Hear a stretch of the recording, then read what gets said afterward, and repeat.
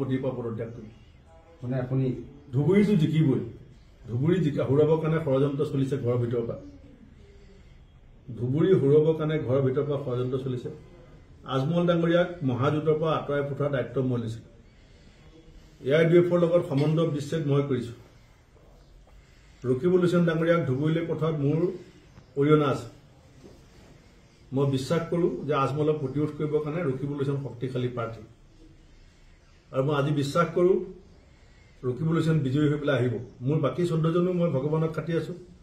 ৰাইজৰ শ্ৰীচৰণত খাটি আছোঁ আমাৰ গোটেইকেইজন প্ৰাৰ্থী জিকিলে মোতকৈ সুখী মানুহ কোন হ'ব কিন্তু আমি আগতকৈ ভাল ৰিজাল্ট কৰিম গোটেই অসমত আগতকৈ ভাল ৰিজাল্ট কৰিম মই নৈতিকতা নীতি আদৰ্শক বিশ্বাস কৰি ৰাজনীতি কৰা মানুহ আজি মই অসমৰ ৰাইজক সাক্ষী কৰি কৈছোঁ যদি অসমৰ ৰাইজৰ বিশ্বাস আমি জয় কৰিব নোৱাৰোঁ অসমৰ ৰাইজে আমাক আগৰ দিনতকৈ যদি বেছি ফলাফল নিদিয়ে আগতকৈ আমি বেছি ভোট নাপাওঁ মই নৈতিক দায়িত্ব কাণ পাতিলোঁ মানে খালেকৰ